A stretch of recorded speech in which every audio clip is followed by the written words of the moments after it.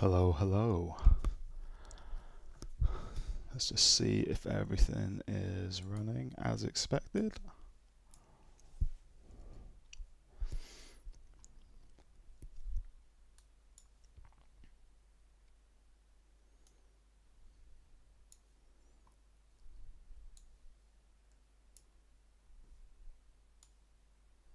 Yeah, I think we're all good.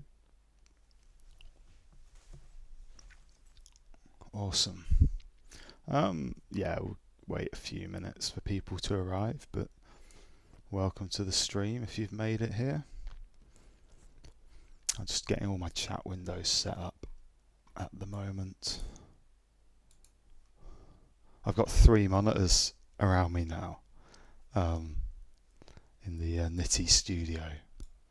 So quite exciting.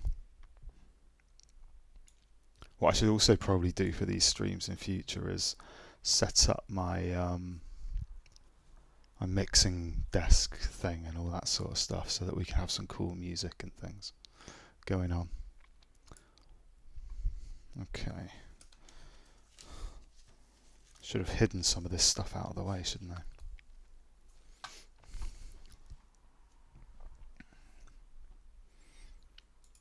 Okay, let's just get this chat up.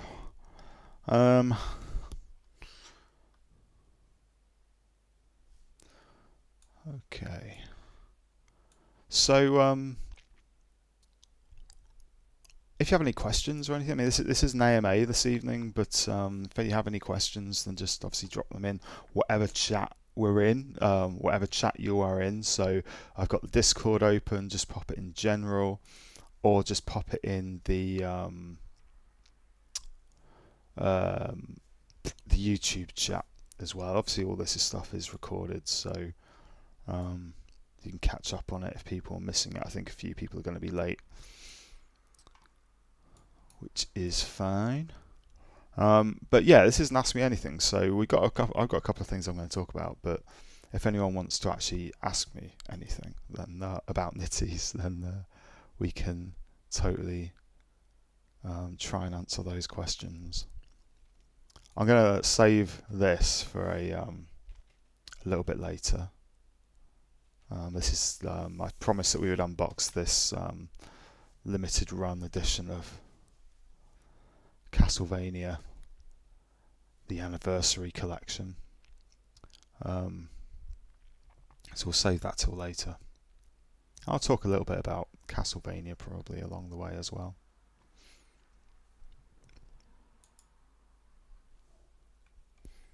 Something I'm noticing is I've probably got the latency on OBS a little bit too high. It doesn't really matter. Yeah, we need to share the YouTube link, don't we? I think I've already shared it. But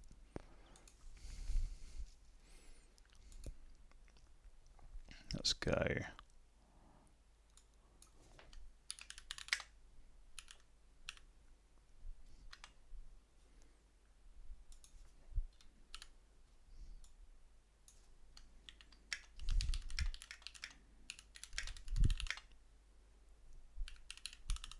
I feel this moment on streams is always a little bit weird. I tuned in like right at the start of Thor's stream the other day, and it's basically him moving windows around and stuff, you know, waiting for people to arrive.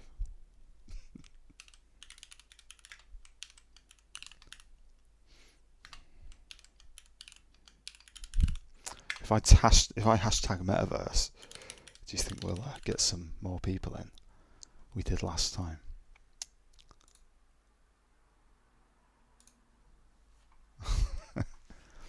Oh, Raggies have got a nice collab with Block Owls. That's quite cool.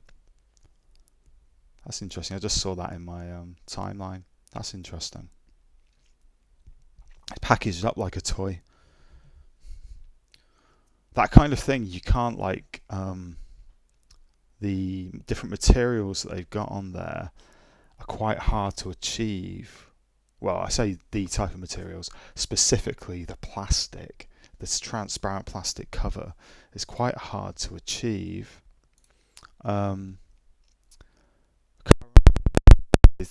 Because there are issues with the Apple AR kit, and if you try and do that with an AR, like a GLTF file, and people view it on an iPhone and they want to go into AR mode, it's quite hard to do those plastics. So I think we're going to see a lot of this, rather than people doing GLTF outputs for now. We're going to see a lot of this sort of animated stuff. It's been going on since the start of like animated NFTs on Cardano, right? But we're going to see a lot more of this stuff because people won't be happy with the results of GLTF. We're working on a few things. I came up with a really cool way of doing it the other day on Maxi, which is our latest Knitties drop, as most of you will know.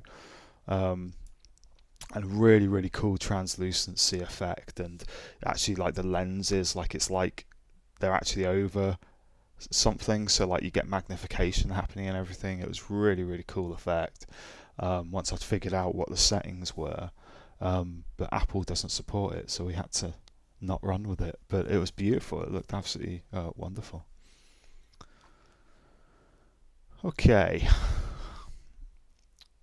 so I think I shared that now. Meepa's here. Hello, Meepa. Baking pancakes right now. What do you like as a topping? I quite like maple syrup. I've always been a bit partial to maple syrup. I used to spend a bit of time in Canada when I was a teenager working on a maple tree plantation, doing general maintenance type work, building little bridges. This particular plantation had a lake, and like there's an island in the middle of the lake, and it was building bridges out there to the little island and stuff, which is pretty cool. When do we unbox the Magic the Gathering sets? I've got to find them. I went up in the loft the other day, and I like my loft to be organised. And it is, like, you look at it and on my side of the loft, there's another side that my girlfriend uses, and it's less tidy. But my side, it's like all boxes, everything's neat, everything's lined up, all stacked up perfectly. But goodness, I don't know what box that stuff's in. For people who aren't aware, I've got a couple of, I've got a handful of old Magic the Gathering booster packs, and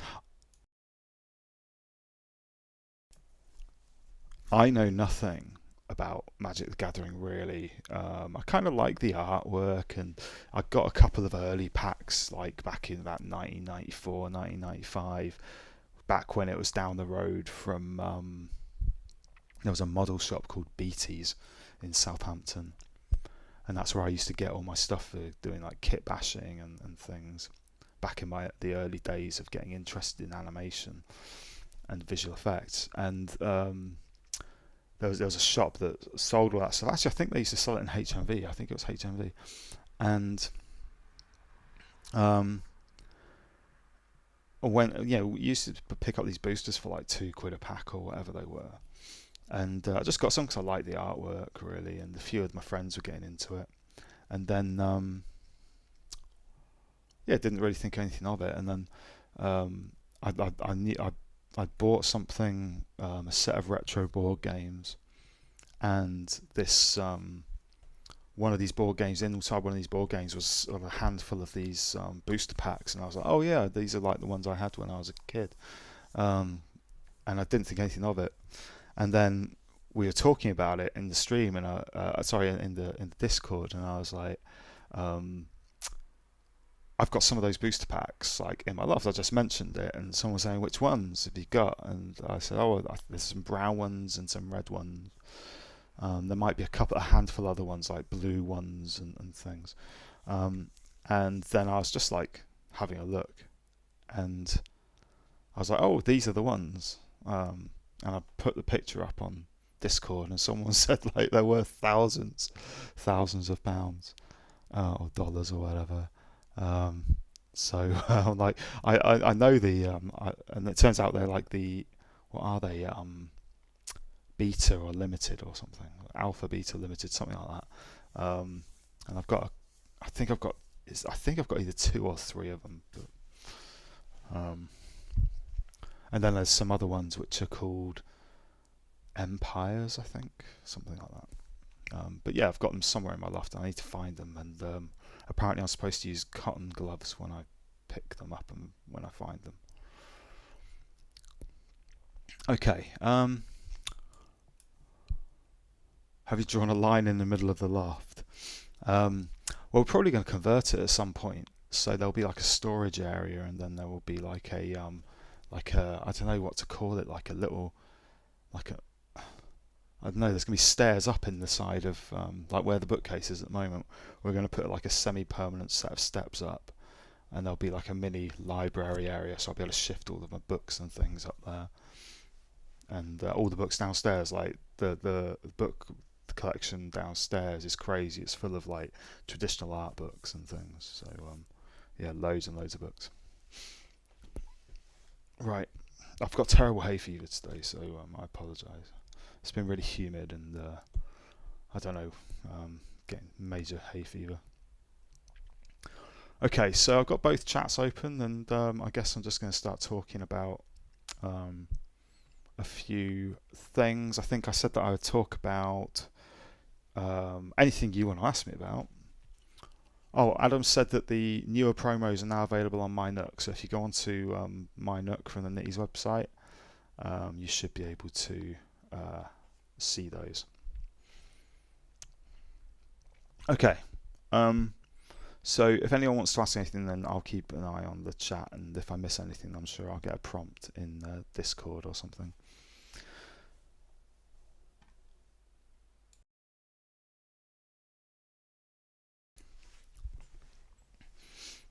Right, so I think I said I was going to talk a little bit about Castlevania, which is quite an interesting subject for me, because I've done a lot of academic work in cartography of gameplay, and Castlevania is a series that's kind of like renowned for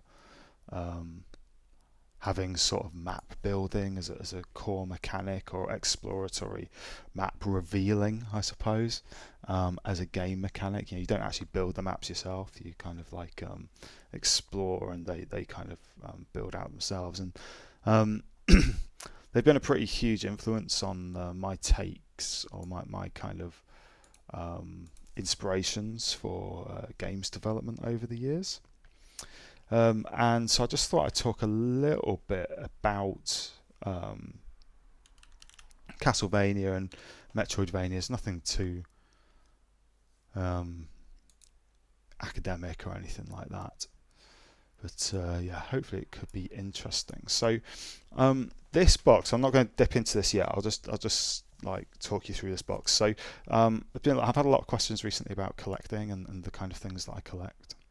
And one of the things that I collect is computer games. And I'm a huge fan of the... I keep looking over here because this is where my camera is. I kind of need to... Maybe I need to move this over to this screen, so that it's a little bit easier for me to do everything at once. There we go. That's a bit better. I can look at you whilst I'm making sure everything's in shot. So this is by a company called Limited Run Games. Who are a company, if you're not aware of, they basically do re-releases or limited production run, like physical games. It's all about trying to keep games physical in this era of like digital releases. And there are lots of companies who do this sort of stuff, but Limited Run Games are kind of like the biggest one these days, and a lot of people don't like them now because they feel like they've sold out a little bit, you know, but I'm a huge fan. Hi, Denver. So yeah, that's basically where this is from. So I've got loads of limited run releases, and lots of them are sealed. Like I keep lots of things sealed, but you know, I'm getting a bit older now, and I want to enjoy these things, so I'm going to start unboxing some of these things, I think, moving forward. I've got some old ones that I might do on future streams as well, but this just arrived today. I've been waiting for like 14 months for it, so I think I will be going through it. And this is basically the kind of OG set of Castlevania games. And so the original Castlevania, Simon's Quest, Dracula's Curse, Bloodlines, which is like the Mega Drive, well, it's a sort of Sega release, because traditionally, like, they hadn't been on the Sega consoles. This is basically like pre-Symphony of the Night, basically, and pre Koji Igarashi, who was the who is like the now famous developer who started out with a credit on I can't remember what Castlevania it was. It was the Castlevania before Symphony of the Night. What is it called? I cannot remember what it's called. Was it Run? I think it's Rondo of Blood, actually. I should probably look it up. But anyway, but his first proper credit was as a programmer on Symphony of the Night. And Symphony of the Night was like, arguably one of the best games I've ever made. It was PlayStation 1 release, and it's been playable on a few other systems since then. But essentially, this is basically pre Koji Igarashi's era of Castlevania. That's what this box is. And then Limited Run have now produced a box which is the sort of the Koji Igarashi era, which is going to be hopefully coming out in the next few months. And that's amazing. I'm really looking forward to that because it's got Symphony of the Night in it. So it's a re-release. It's a Symphony of the Night on the Switch, right? Which is just going to be amazing. And if you missed it, like if you didn't get it, then you like Limited Run, you can't go and go and buy them, you know. I guess you could pick them up on eBay, but they're super expensive. So anyway, that's what we're going to be looking at. But what I thought I'd talk about is a couple of like other things as well, which all relate to this. So I'm a huge Castlevania fan, and I've got a few games with me today. I haven't got all of my games because like there's not enough room for me to keep them all out, so there's a load up in the loft. But got some quite rare ones. So this is or not rare, but actually this one is quite rare. Like this one's quite hard to get hold of, and it costs you quite a bit if you do ever find a copy of it. I wonder if I can zoom in on this. Oh, I've done something there, haven't I? I might have to get up and fix that. Have I done something there? Oh no, it's just my shadow. Okay. I've got this oh, it's disappeared. Okay, I might have to go and fix this. This is my this is the rather glitchy OBS iPad camera that I've got set up here. Let's pull this down a bit. Oh, there we go. Actually, let's just leave it at that height for now.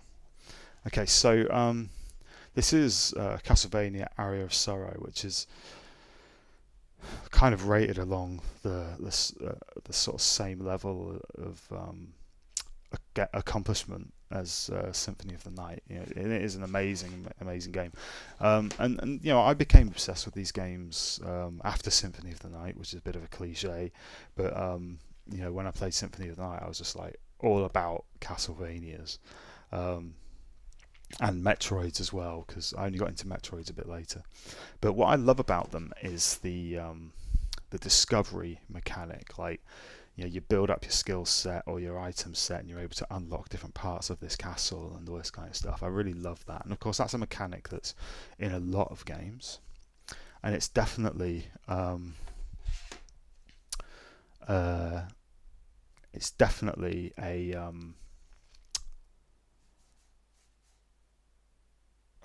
like a mechanic that you see, like it's a standard gaming mechanic like nowadays, isn't it? So if you look at like the Souls games, for example, they're all Souls games are Metroidvanias, right? There's no doubt about it. They're heavily influenced by the Metroidvania kind of series. Tomb Raider's even like that kind of base mechanic of finding something and going somewhere else and unlocking different parts of the map. You know, they're not roguelikes. Roguelike is something different, and you sometimes get games that combine these two sort of genres. Returnal is quite interesting for that. I think Returnal is a really nice example. I'm playing that at the moment. Yeah, that's kind of like a combination of the two genres, really. Someone's saying, Denver's saying, what size deck do I run? I'm not sure what size that one is. I haven't skated in a long time. I'm a bit overweight at the moment. We were doing. I was doing some custom Knitties decks, and that's just one of the spares. Basically, I'm going to sticker it up with all of the Knitties stickers. Essentially, I was more of a BMXer back in my day. Used to do a lot of BMXing, a lot of mountain biking, a lot of dual slalom. Was alright. Was quite good. Skateboard wasn't really that good. I used to cruise around a little bit, and that's it. This is Game Boy Advance game, and I think Game Boy Advance is like the best console probably to play Castlevanias on, I would say. And I've got a couple of Game Boy Advance. I actually build custom Game Boy Advance. I'm just looking for my latest one, wherever it may be.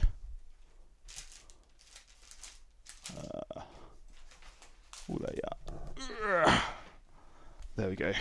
This is my latest Game Boy Advance. Look, it's really beautiful. These buttons are like cast brass.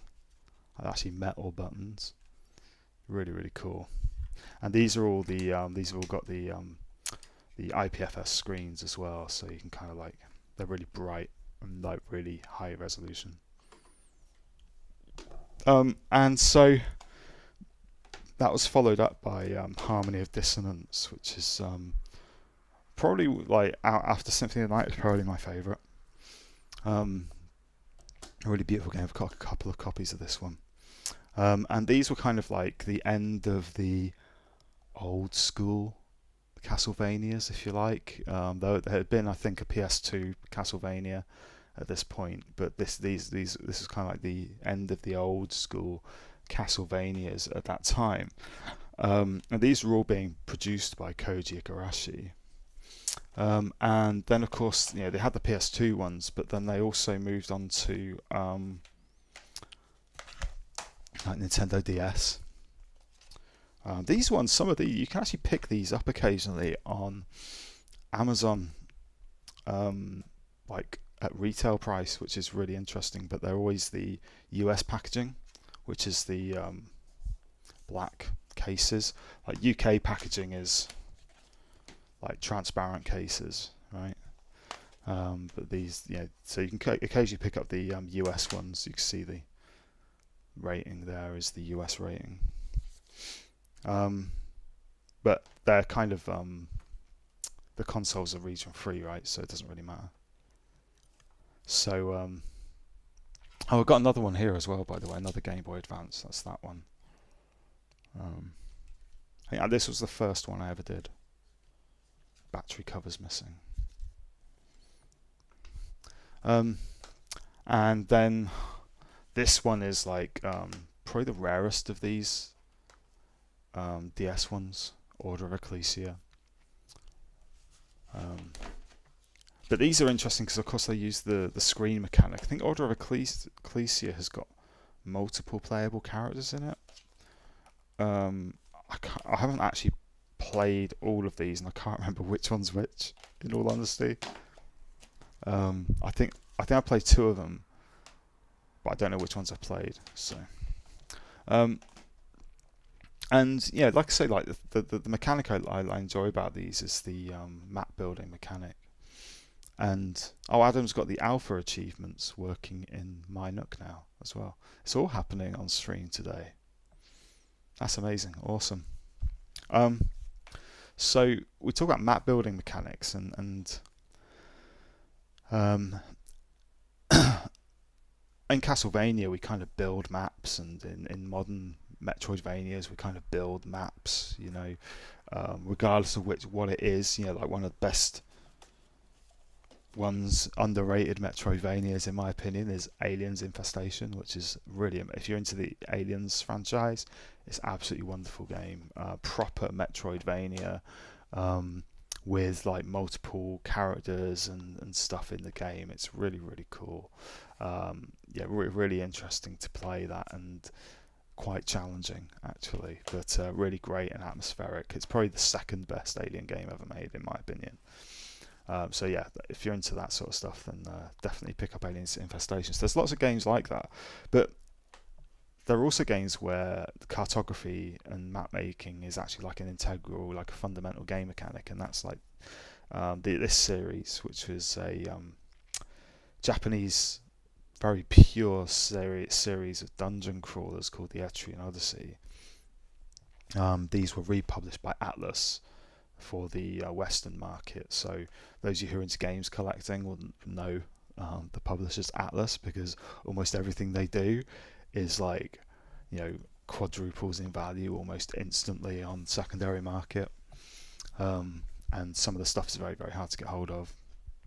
So Etrian Odyssey is like a very purist dungeon crawler, really beautiful artwork, but it's not actually like much animation or anything. It's like, it's an interesting game to play for sure. And I remember I was speaking to people, some academics actually, who were doing research in map making, and Etrian Odyssey is one of these games where it's always used for map making research in academia, in games academia. And I said, I've been playing Etrian Odyssey, I've got like 50 hours into it. They're like, 50 hours? Come back to us when you've got like 5,000 hours, because that's what it takes to fully explore one of these games. And it's like, oh my goodness, some dedication. But in Etrian Odyssey, you use the stylus on the DS to actually draw the maps. Like, you have to draw your own maps, and you get graded on accuracy of your maps. It's really interesting. The later games actually gave you a little automatic mapping option, which I guess made them a bit more accessible. So there's different levels of this kind of cartography stuff, but after the DS games, Koji Igarashi left Konami. He did, I can't remember what his last game was. He did a few more, like he produced a few more games, but I think they were just like in the arcade type games, nothing particularly interesting. And the Castlevania series at Konami just kind of stagnated, and so he left. I think there was like 7 years or something between like his previous release and the time that he left. So there's obviously, like, they probably didn't want to get rid of him, but they didn't really know what to do, because the Castlevania series, it didn't have the backing within Konami that some of the more modern franchises had, and certainly like the PS2 games hadn't really done so well as the originals. So he went away and he formed his own company called Inti Creates. I think it's called Inti Creates, or maybe that's the company that he worked with to produce these. And he came back and he created the crowd-funded Bloodstained game, which is... Do I have it out with me at the moment? Let me have a look. I just grabbed like all the games I have in my office. That's this game, which is a 3D Metroidvania, which is very much like a... if you're interested in Symphony of the Night, then you will love this. If you like Symphony of the Night, you will like this. It's a bit cheesy, but then all Castlevanias are. But yeah, really, really fantastic game. And a part of the crowdfunding campaign was, if they achieved a certain level of funding on Kickstarter, they would do an old school pixel art style game related to Bloodstained, called Curse of the Moon. And Curse of the Moon was then picked up by Limited Run and had a limited release. And Curse of the Moon ended up being like more, widely acclaimed, or more successful critically than Bloodstained did.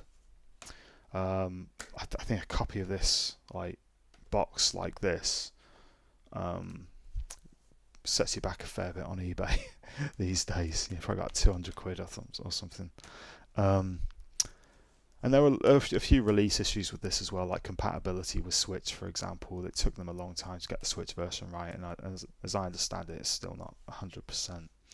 But yeah, Curse of the Moon, and then he went on to create the sequel, Curse of the Moon 2. It's a bit easier to get hold of, and this has done way more. It's been way more successful than the actual Bloodstained 3D game that they produced. So, like the Castlevania series in its golden era, if you like, which is like the mid-era between the OG games and like Koji Igarashi leaving Konami, lives on in the Bloodstained series, which is all published by Limited Run. Okay, so yeah, and that kind of brings us to where I'm going to be unboxing this thing today. Oh, and by the way, like Hollow Knight is a really great example of a Metroidvania as well. This is not a limited run edition. I've not opened it yet actually, because I've already got like every other version of Hollow Knight. I've never completed Hollow Knight though. I get so far in it and then I just get like, I don't know, not bored, but it does get a bit repetitive.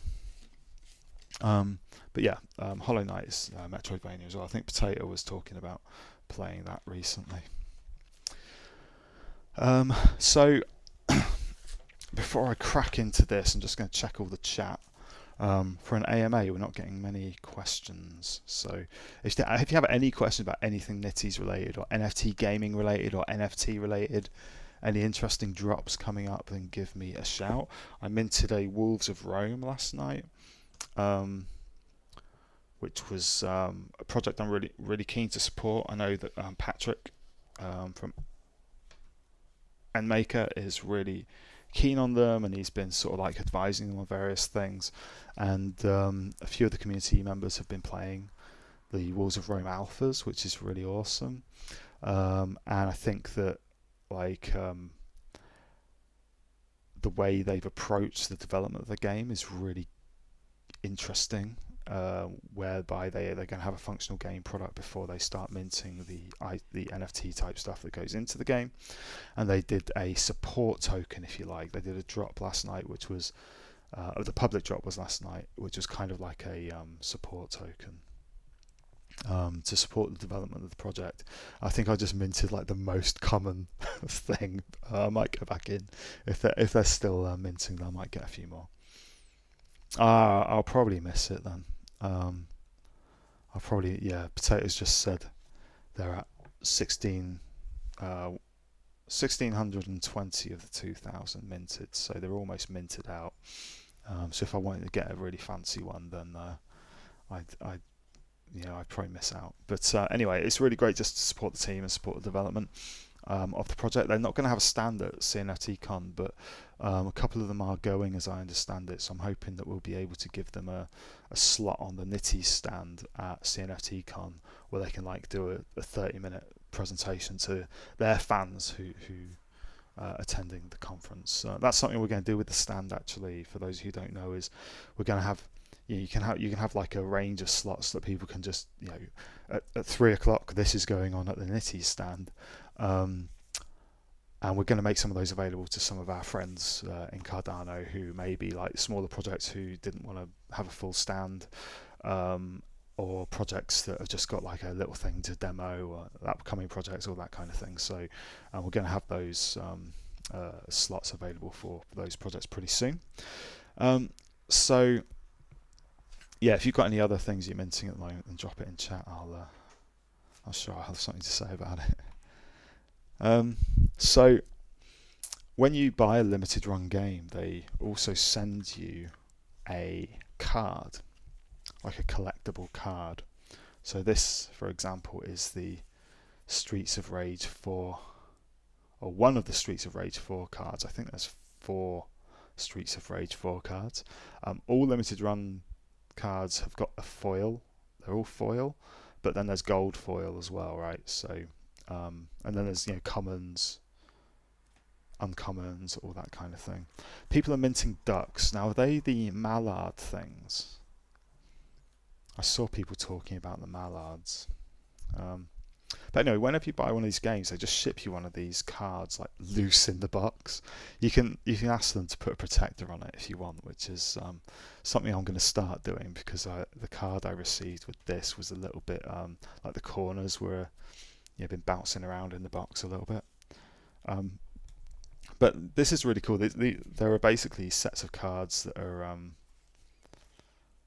for every game that they release. So Dark Quest 2, which is really interesting. That's a take on Hero Quest, the original sort of like access point board game for aspiring RPG players, I suppose. I've got that original board game actually. I've got Hero Quest. And there's every game they release, they do a few different cards for it, basically. And these are the ones I haven't put away yet. I was sleeving these the other day. You can also sometimes buy the booster packs of these cards, but there are some that only come with certain releases. And this came with a card, so luckily I actually had a better copy of the card. So I didn't miss out anything, but this is the card that came with it, and that's the original Castlevania artwork. And there's an alternate, there's a different card as well. So yeah, I collect the limited run card releases as well. I was promising doing a booster unboxing on stream a little while back, and I couldn't wait. So because I just started going through the boosters. Interestingly, they do a really big booster box, but only 80. In all their booster packs for season 2 of the limited run games, there's in the whole series of cards, there's 650 different cards, but the boosters and the big box sets of the boosters, they only have 80 of those cards in them. There's only 80 of those cards are available in the boosters. All the rest are just, you have to buy the releases to get them, or you pick them up on eBay, right? Okay, so we're going to crack this open, which is quite exciting. Let me just check where we're at. So that's okay. So we'll crack this open, and it's going to be fairly careful, obviously, here. Figure out the best angle of approach, normally the bottom. So I want to keep the box as intact as possible, obviously. It's really blunt Leatherman here. There we go. That will do.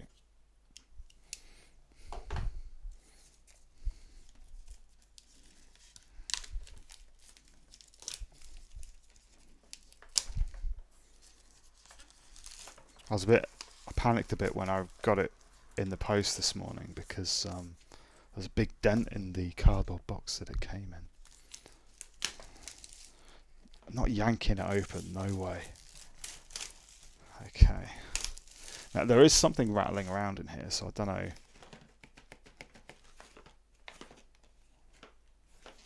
So I don't know if something's come loose. Okay, so there we go.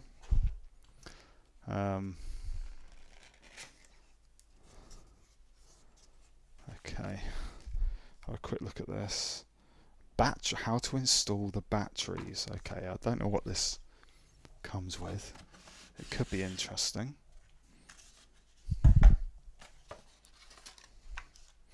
Oh, there's something in there. Okay, so let's have a look at the first item. I'll put this out of shot. Castlevania Pin Badge. That's a nice, heavy enamel pin badge. Kind of cool. Okay, let's pull the edition of the game out. So this comes with this bigger box comes with the sort of middle level release of the game inside of it. So That's what this is. So this is like the this box set is the collector's edition, and this is the limited edition, right? Or yeah, the one that's above standard. Basically, that's what this is. So we'll have a look at that in a minute. Okay. So this is the big thing. It's one of these like layered things. What do they call those?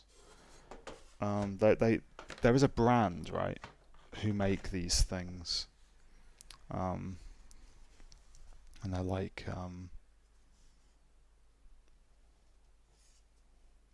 yeah, I can't remember what they're called, but they're like layers. They're sort of like parallax kind of layers, almost like the multiplane camera. It's like buttons on. Oh, here we go. Look. So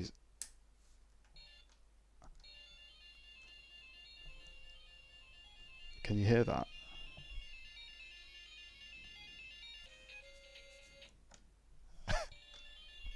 It's like the original soundtrack. That's pretty cool.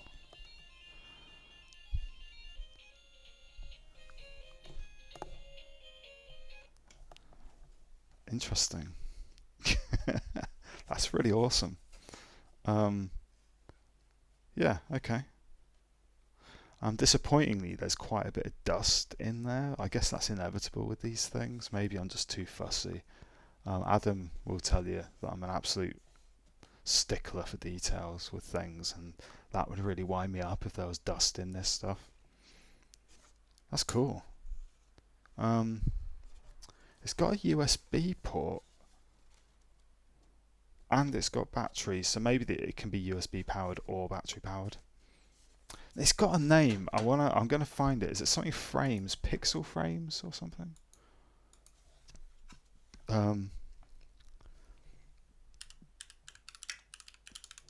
Let's see. Pixel frames. Here you go. I'll drop it. I'll drop the link in the chat. Maybe they can sponsor us. Maybe they can sponsor Knitties and do a Knitties pixel frame for us.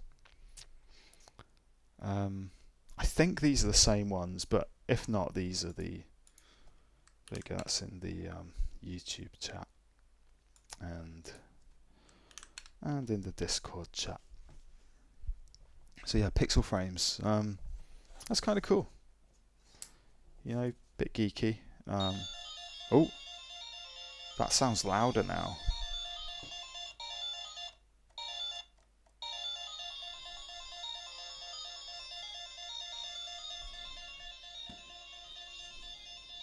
Okay, that's enough of that. Oh, and the outer layer has got printing on it, so it would be quite easy to mess that up. That's a little bit, again, that's one of those things that I would be a bit annoyed about. But you know, it's kind of cool as a little item. Okay. I need one of those glass cabinets with like just the IKEA cupboards for this bookshelf, so I can put them in there. Right, what's next? Okay, there's a bit of plastic here. Is that just a shipping thing? I think that's just a shipping thing. So I just need to rearrange my windows here. You can tell I'm not used to streaming, right? I think that's possibly just a shipping thing. I don't know. It looks like maybe something's meant to be held in there. Let me have a quick look. Looks like maybe it was used to... No, it wasn't. Okay, whatever. Does it fit this? No, it doesn't fit that, so maybe there's a specific use for that. Okay, next up.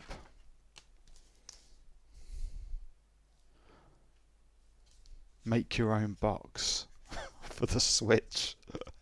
For the Switch release. Okay. Like it's a folded version of the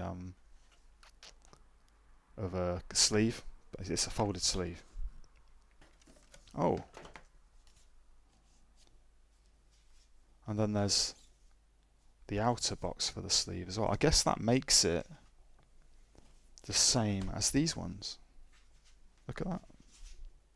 That's interesting. That's really cool. I won't do that. I'll leave this pristine in the box, right? But you know.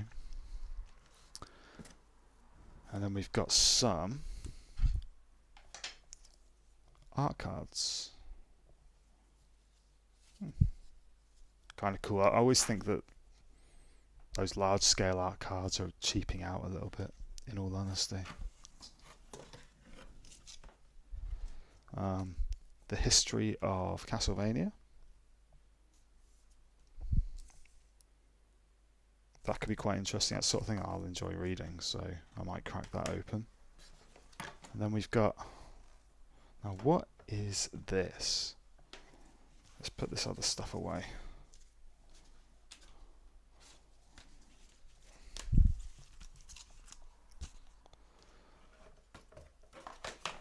What are these? I have no idea what these are. Fridge magnets? maybe fridge magnets. I'm gonna crack them open because I'm curious. Cheap, feels cheap.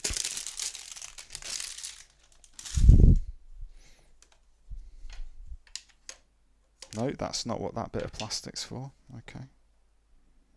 Right. Okay. Oh, it's got that horrible cheap velvet stuff on it. So what are these things?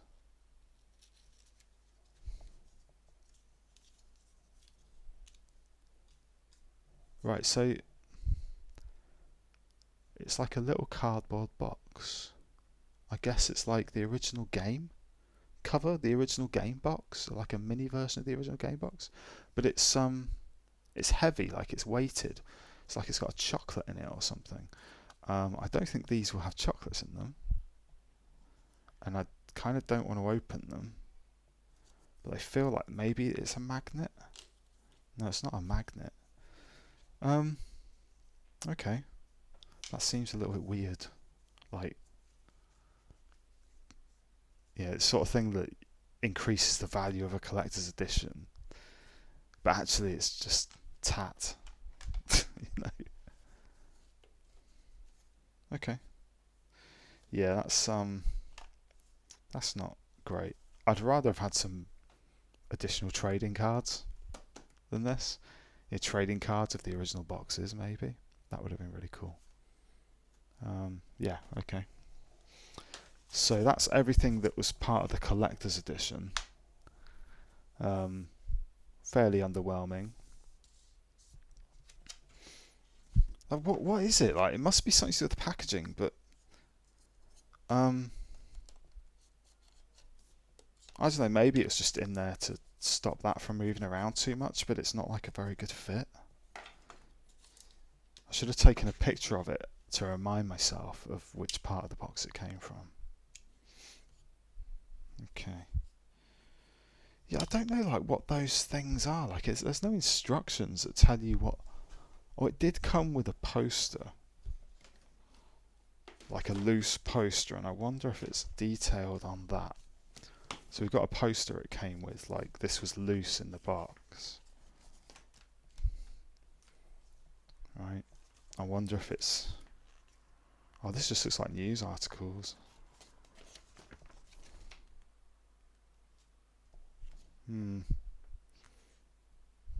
Okay. That doesn't tell you what those things are. Alright. So let's get this open. I've got a bit more leeway this time. There we go.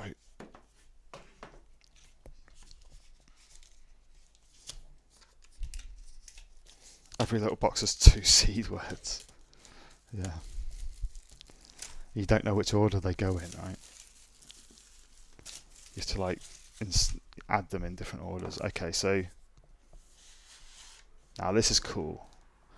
This is like the it's like a Mega Drive box, right? A thick Mega Drive box. That's cool.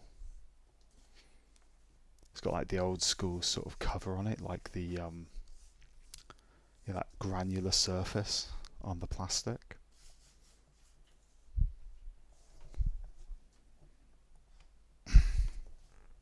Oh my god, I can't get it open. I actually can't get this open. Oh, there we go. Wow. Okay. So we've got a steel book. Oh, look. There's another bit of that plastic. Interesting. So it must be used just to like stop things moving around. We've got the steel book. Pretty cool. I don't like these things. So we've got the actual game here. But then they limited run give you these really cheapo, they're meant to look like the NES cases. And they're just cheapo bits of folded cardboard. You know, and it's like you go on the limited run website and it's like comes in limited edition NES case. And it's like this cheapo bit of cardboard. Fairly underwhelming. Original soundtrack, awesome, that I won't open. And then there's a poster there as well. So you can probably hear Alfred in the background. Yeah, so that's the limited edition, like collector's Castlevania. And it's all going to go back in because I don't have time to play it. So I'll just have to go back in the box because I probably won't ever have time to play it. Okay, let's drop all this back in there. And we found out what the plastic was for, right? Or in this case, it was for that. I think I put that in right. I think it was in that way, yeah. I love that though. That's like, I love it. Like that's trip down memory lane, you know.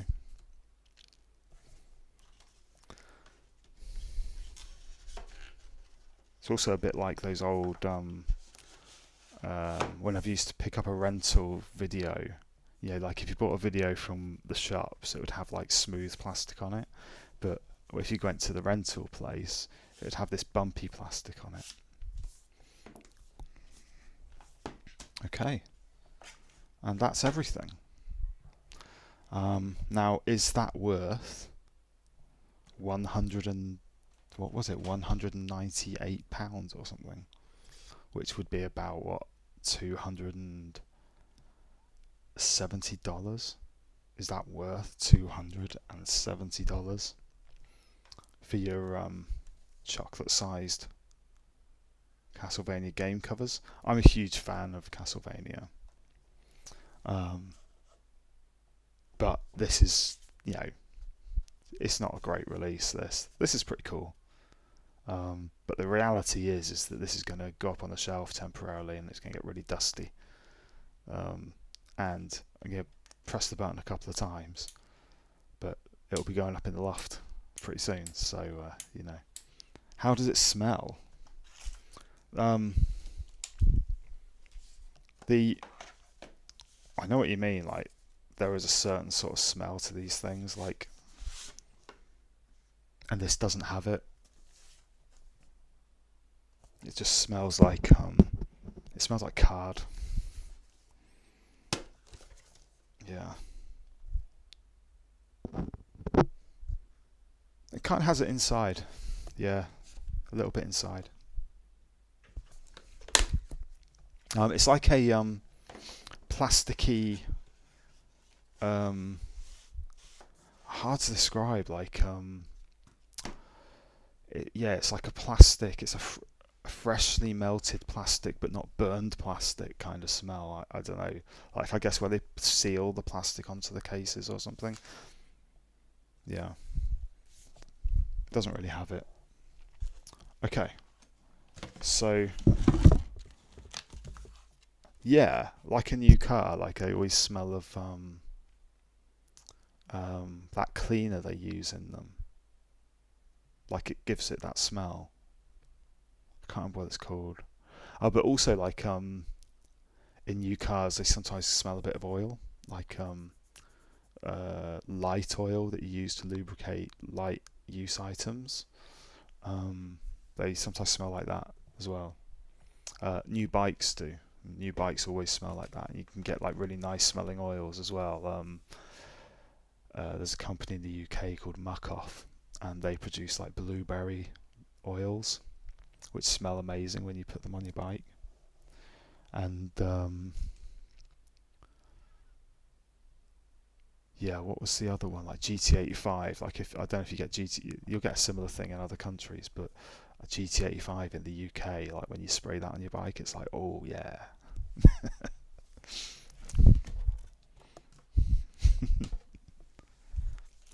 Board games are really good. Board games always smell great, right? You know, you open up and you've got all that die cut cardboard that you've got to punch out of the sheets. If you've got a miniature board game, then you'll have like the plastic bits, you have that plasticky smell as well. No, everyone loves those smells. Potato, honestly. Board game smells, new board game smells. Oof, oh yeah. Right, so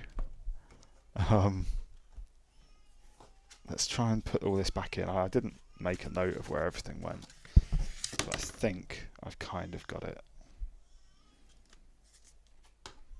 Put it all in like this, and hopefully not wreck anything. It's so weird, that small set of games. Like, I just don't get it. And this bit of plastic, like, I just don't understand where that goes. It's like I guess it's designed to fill the box, like to stop things moving around. And then this goes in the top there, like that. Okay. So I think that's everything. I'm going to drop this poster in there as well. Just in the side. Like that. I think that's everything it came with. Oh. There's like a big bit of cardboard to put in there. Oh, that probably went around the... People want to know if another blue label is coming, and can you share any more than what Adam has told us? What has Adam told you? I need to know what Adam's told you so I can determine whether I can share any more. Oh yeah, there's blue labels coming, and we've got some plans for those, but it's also like fitting them in. It's no secret that we've found ourselves a little bit short of time, and that's I say short of time, like the Knitties isn't necessarily a project that has like a deadline hanging over us, but recently we've had a deadline hanging over us, and that has been caused by a few factors, a little bit because of the market downturn. Oh my god, I keep leaving bits out of this box. But also because of team availability on a few things. So we're very grateful that we've been able to pull in a really fantastic artist to support us through the final steps in the form of Mipa, who's helping us get the final 2 Knitties done. The final 2 S2 Knitties done.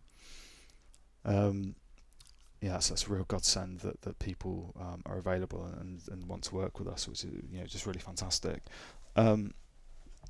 So yeah, we have found ourselves a little bit short of time. The original idea was that the next one would possibly have a blue label attached to it. I think we're still going to do that. Whether the blue label activity is available at the point of mint, we're not sure about. We might have to wait and do that a little bit later, basically. But there are a couple of other blue labels that are little collabs with projects that we really want to do as well. So yeah. Okay. So what I'm going to do is I'm going to load up my, going to make my face a bit bigger here now. I don't think I've not got anything, any more cool, interesting physical stuff to show you. So I'm just going to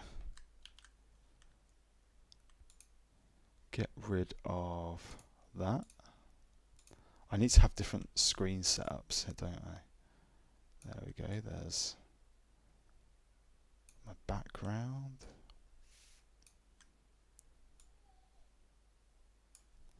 And there we go.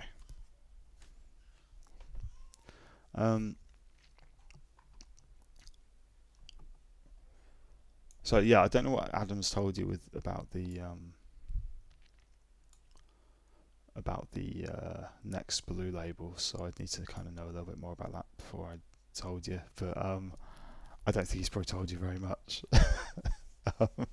But yeah, there are some more blue labels coming out. It's like there's a 3-year policy on that, and the intention is that it houses. I mean, we discussed this previously, but we've the intention is that it houses some of the things that don't fit into other sets that we do. For example, like with the only blue label that exists, the Bebop Ein dog, or not Ein.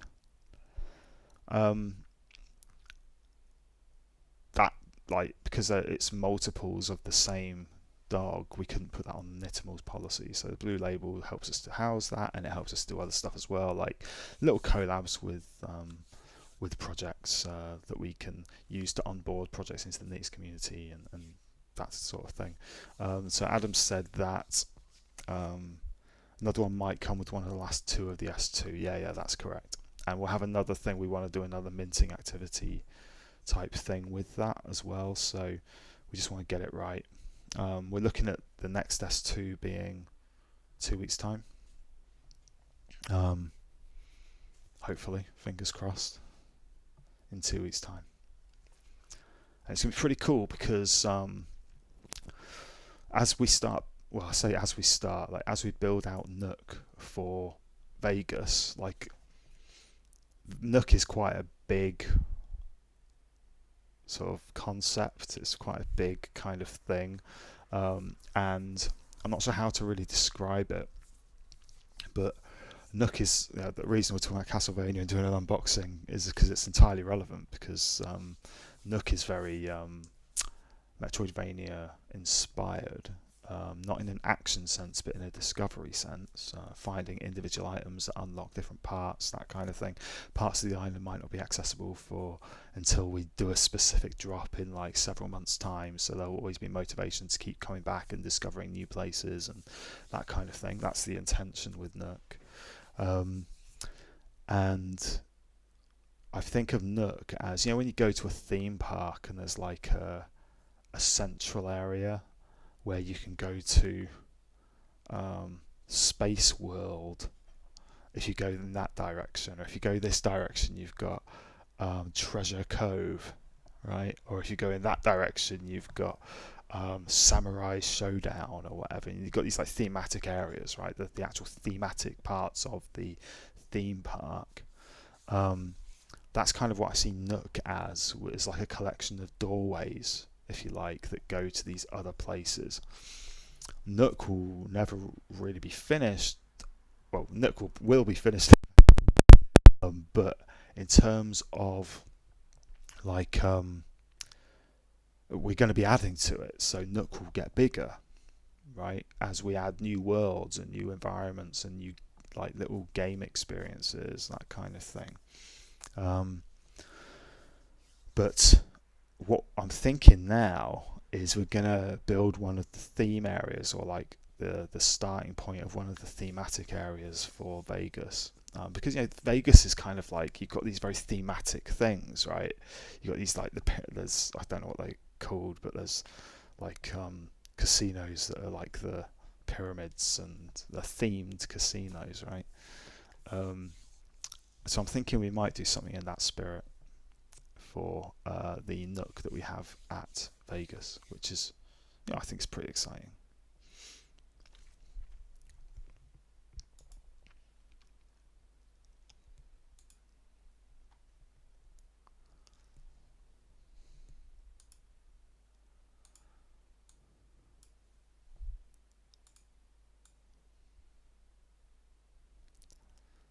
Yeah, so I'm not seeing any more questions yet. Do you see some of the areas being completely different art style?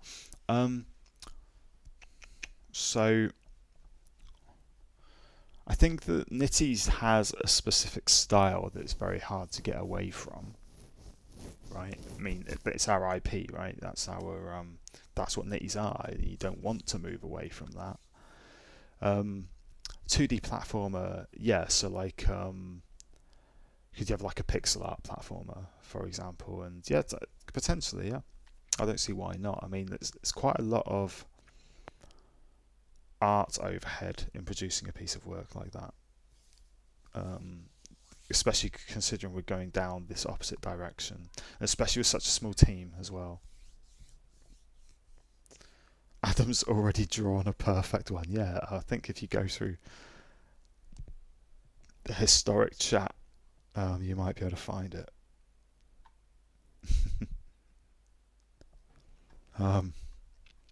But yeah, I think that, would they be different styles?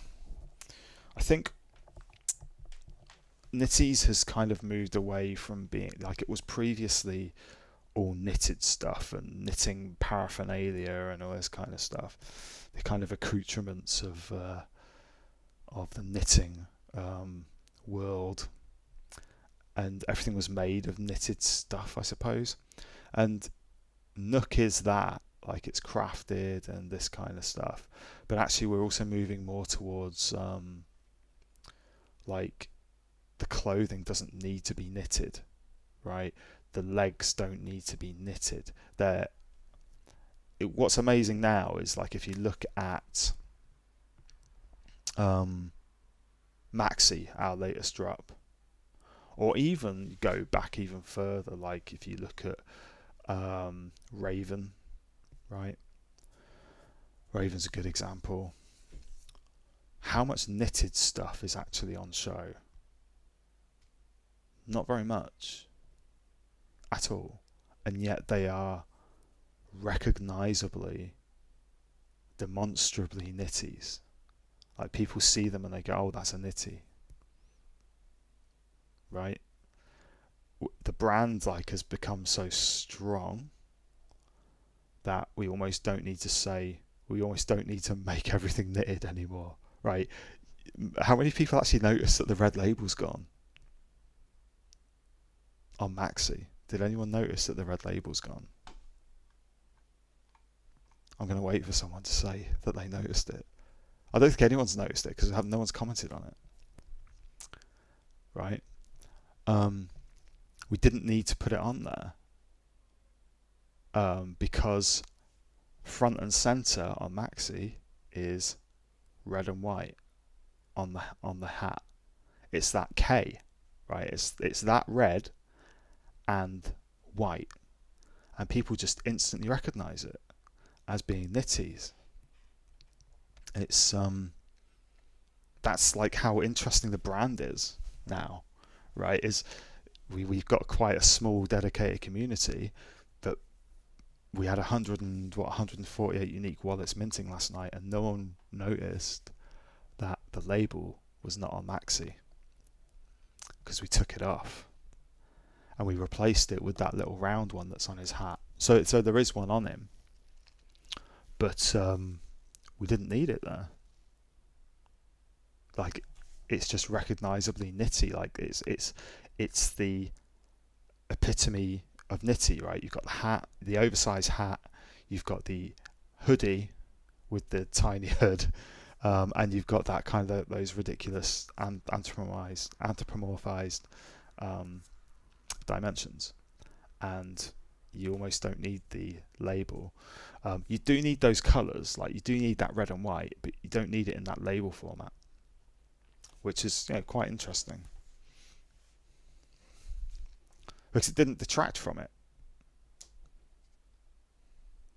It didn't take away from the Knitty at all. I don't think, anyway. And certainly no one noticed it.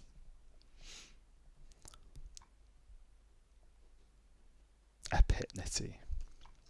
Epitnitty. Oh, Potatoes posted Adam's pixel art in chat. I'm not saying anything.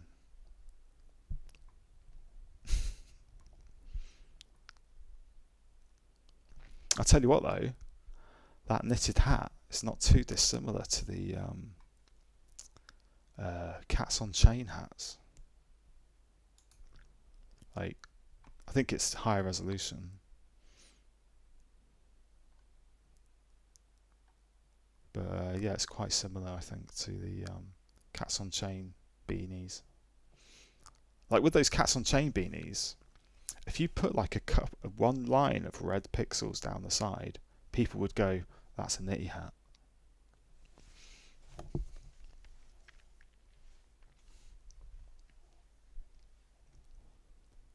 Like, that's how iconic that kind of thing has become in the Knitty space, you know.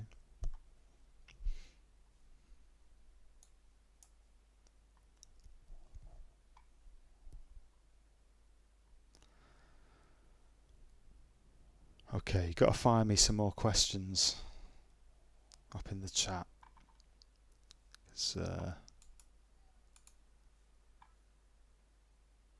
There's not much for me to answer now, and I kind of run out of things to talk about. He did a better one, didn't he? Question mark. I think I might have done a better one. I think I might have done one. I don't know where it is though. It's not on this computer. There we go. Couple of minutes.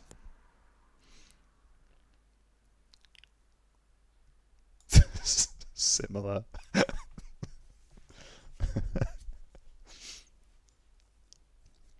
It would be pretty cool if you could, I think you can do it, or we could do it if you could actually do like load up and create a standard set of assets and then do the same thing that we do with the Knitty instantiator or the Knitty builder and build out a pixel version of your Knitty as well. These kind of look a little bit Lego person-ish, and the eyes don't have enough resolution in them to capture the different expressions.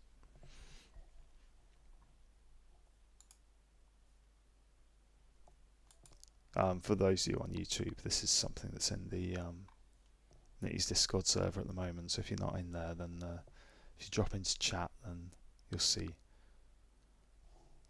what we're talking about.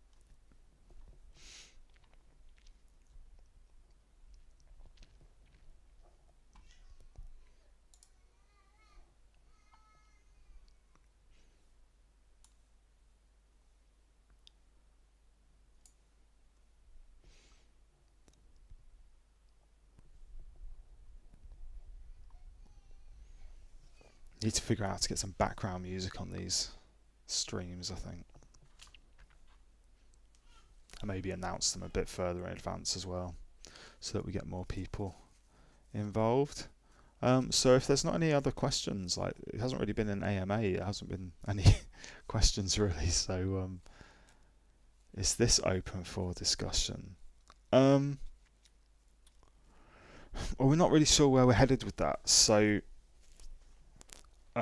what Potatoes posted there is a world builder, like a generative tile-based world builder that can essentially generate like brand new worlds out of blocks, a little bit like Minecraft, but very focused on condensed environments.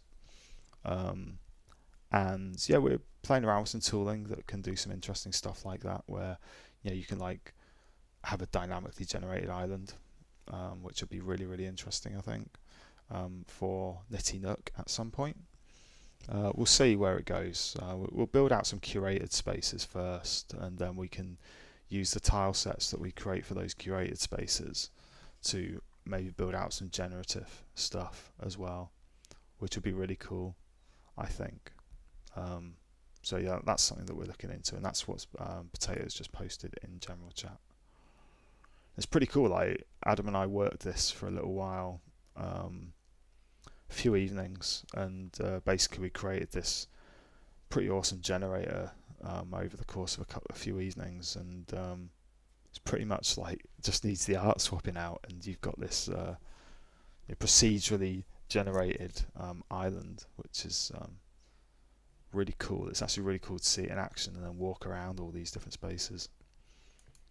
Okay, yeah, quick note about the potential tiered rewards for CNFTCon.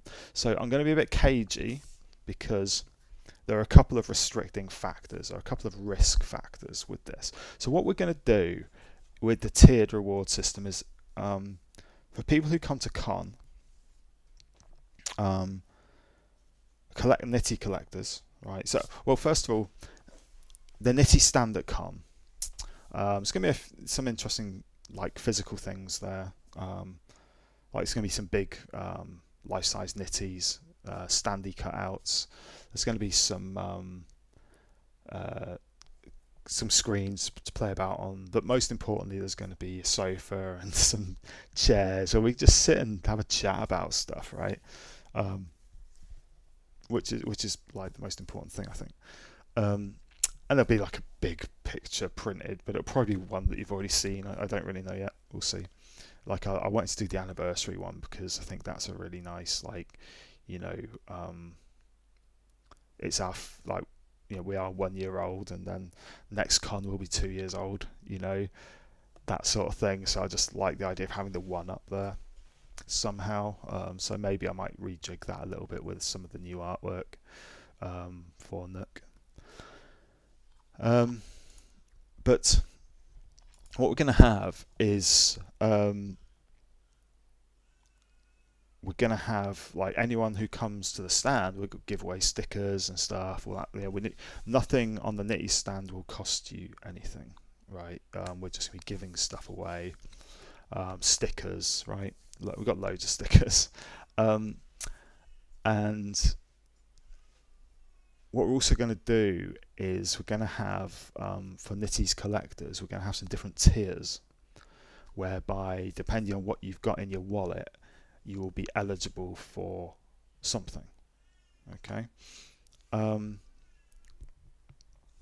And like at the top tier, that's going to be something that I think is really cool. Now, these are not like massive things. Okay, you're not going to be getting like, crazy collectible things, but they're the type of things that I know the Knitties community will really love, because you're all into collecting. The NFT community in general is into collecting and trading and that sort of stuff.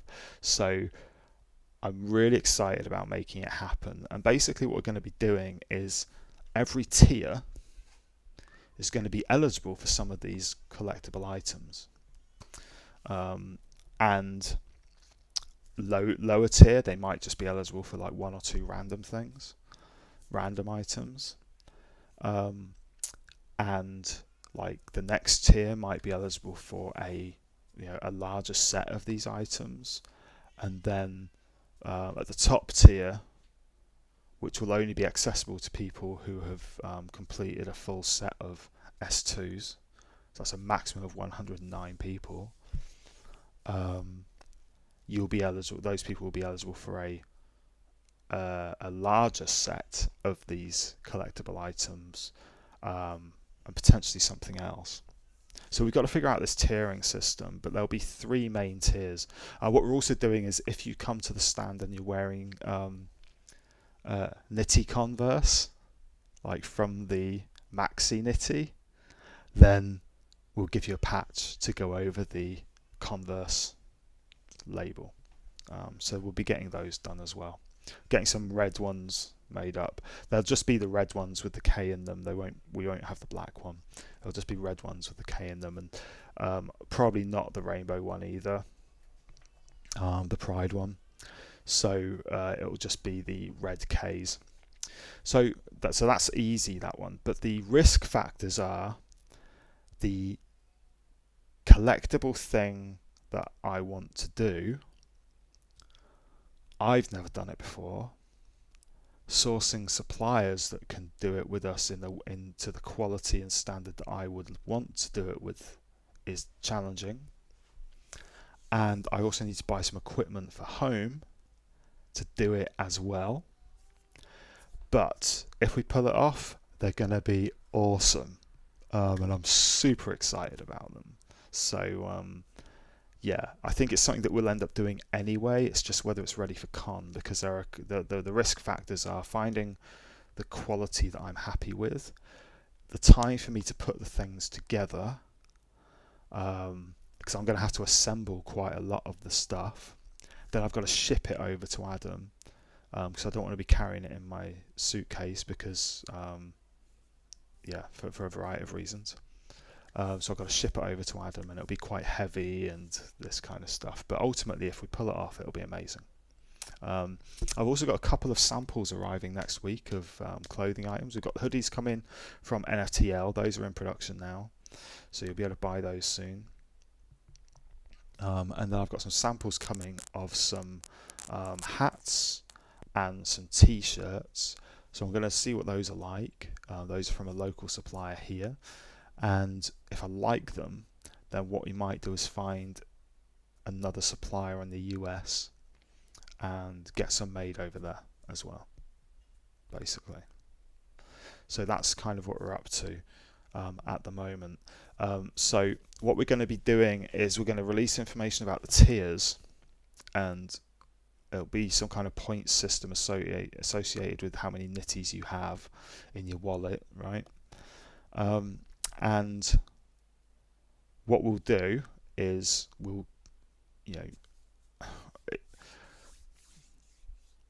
we need to kind of get a rough idea of how many Knitties or how many people would be eligible for these items, because I might need to print, like we're saying, I was having a chat with Adam last night, and Adam was like, if everyone gets one, you need to print 16,000.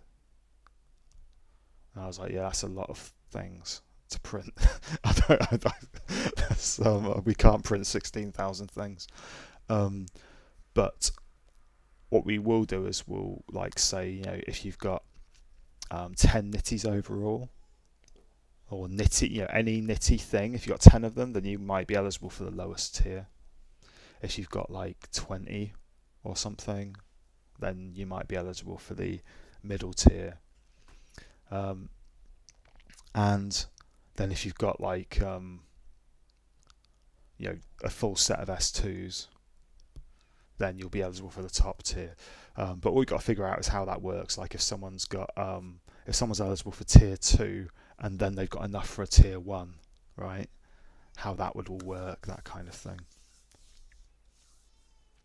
So yeah, we've got to figure all of that sort of stuff out. And obviously not everyone with Knitties is going to be coming to con, but what we don't want to be doing is being left short-handed for anyone.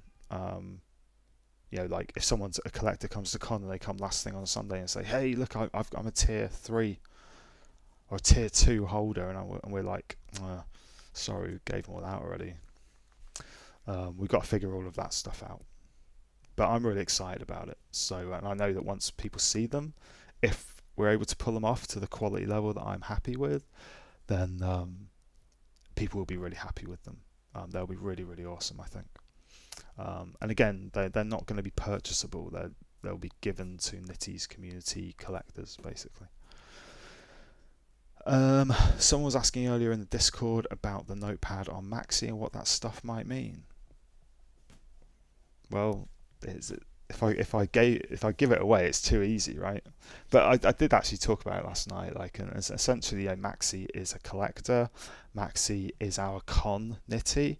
Maxi is our chance to easily be able to dress up as a Knitty if we wanted to for con using the Knitty hoodies, and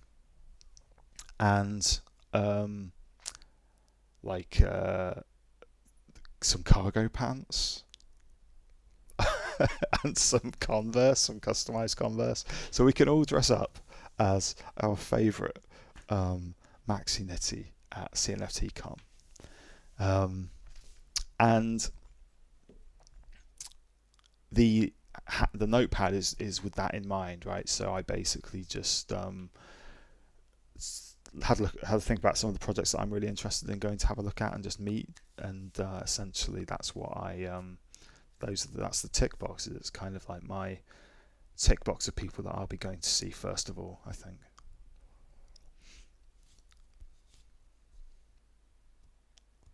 Is the goal still to have a playable alpha? Yeah, absolutely. We want something to be playable. So whether it's like, I think on one screen we'll have like Knitty Customizer maybe, so you can see how that works. And then on the other screen we'll have, I think, a thematic area for Knitty Nook.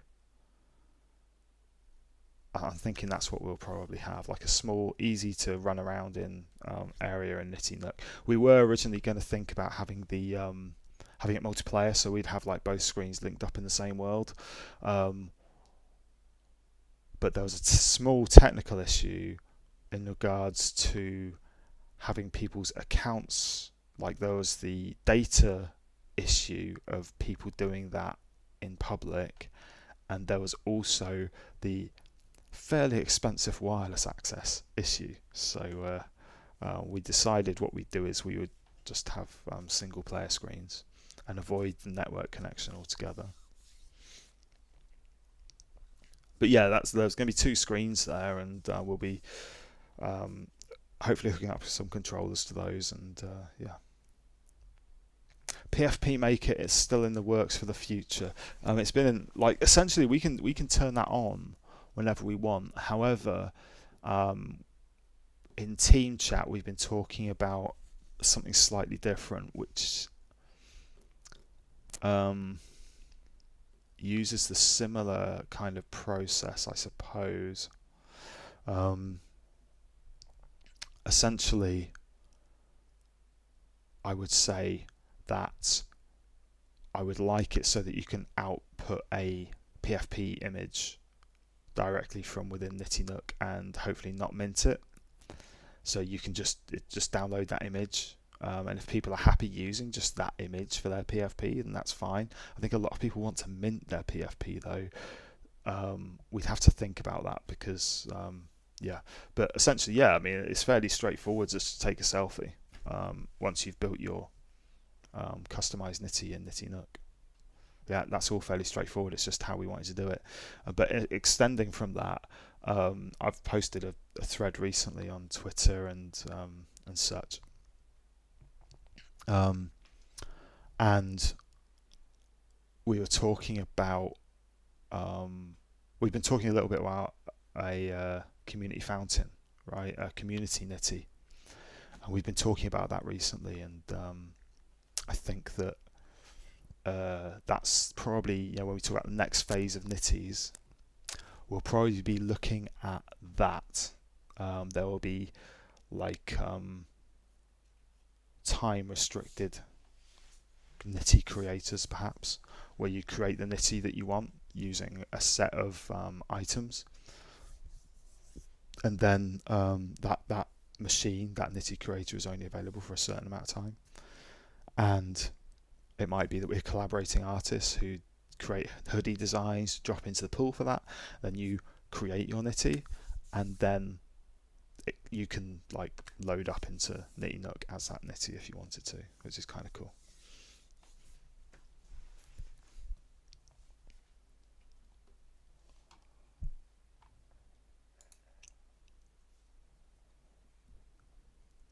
I only have cargo shorts, Toast. Like those are the only shorts I've got. Like I thought we were in the midst of a late 90s, mid to late 90s fashion resurgence of the cargo pants coming back. Gonna make me go out and buy some like, what shorts do you wear? Like chino shorts or something. I don't know, like what shorts do people wear? Those slightly too short chino shorts in washed out colours like salmon, pastel shades.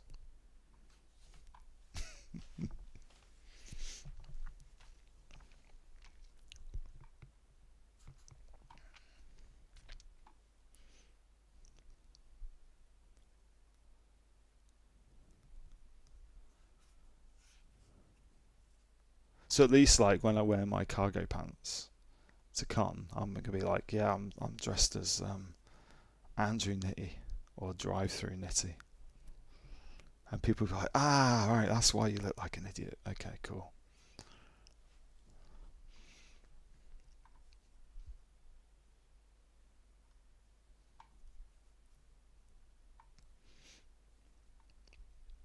Okay, so I think we're run out of questions now. So give it another few minutes, and then we'll get off. I think call it a day.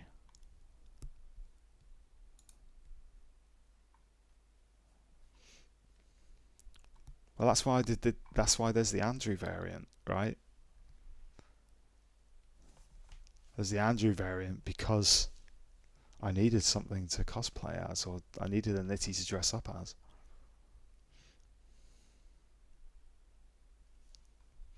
Did you see the custom pair of Converse I made last night, the leopard print ones? And I bought them as well. CNFT Converse.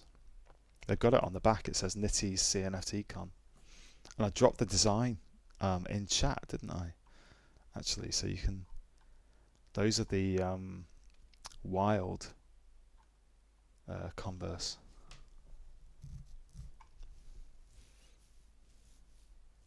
Does Alex count towards a set? I don't think we're going to count Alex, no. Alex will generate points, but it won't count towards a set. I think basically because those are held by quite a small number of people, and some other people like might not have been around when we did the alphas and all that kind of stuff, so it felt like it was a little bit of a niche one to include in the set, like for the tiers. So for the tiers there'll just be 12 Knitties, right? So you've got, let's see if I can remember them. Jet, Felix, Astro, Zero, Thumper, Helix, Raven, Switch, Maxi, and then you've got the two last ones, right? You've got the airdrop, the top secret airdrop, and then you've got the next two as well. And the next two are looking sick, by the way. In fact, I'm just gonna let me just drop the latest preview from Meepa into the team chat. There we go. So Adam and Chris can see that in team chat. It needs a you'll see what it needs. Knitty's heads are a funny shape, but yeah, that's the preview that they've given me, which looks pretty cool, interesting.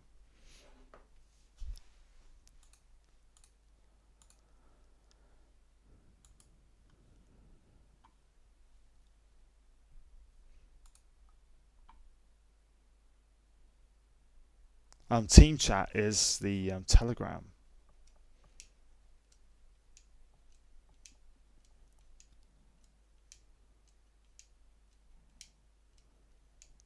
For Knitties, like, yeah. That's where we talk all of the sort of development stuff. I think we probably need a we might need to move that sort of thing into the Discord maybe at some point. I don't know. maybe. No, you're not gonna. No, I'm not sharing it because it's not finished yet. The next one, the modelling's all finished though, and I put it in the team chat earlier. It looks pretty awesome. I suppose I could share a little teaser. I could share a little teaser in the Discord.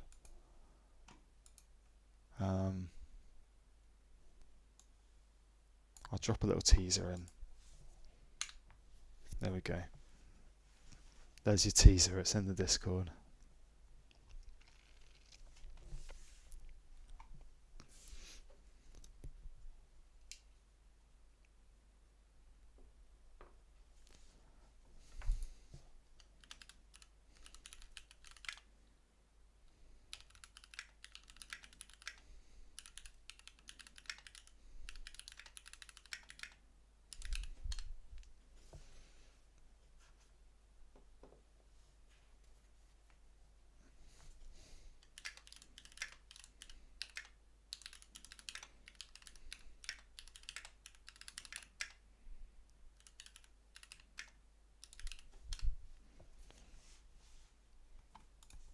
Okay, so we're gonna wrap it up, I think, because not many people are asking questions now. So we'll call it a day. So thanks for coming along. Hope it's been interesting. I had a chat about a few things, didn't we? Castlevania unboxing, all that kind of stuff, which is cool. So we run these every month, so make sure you come back next time, and hopefully next time we'll probably advertise it a little bit better.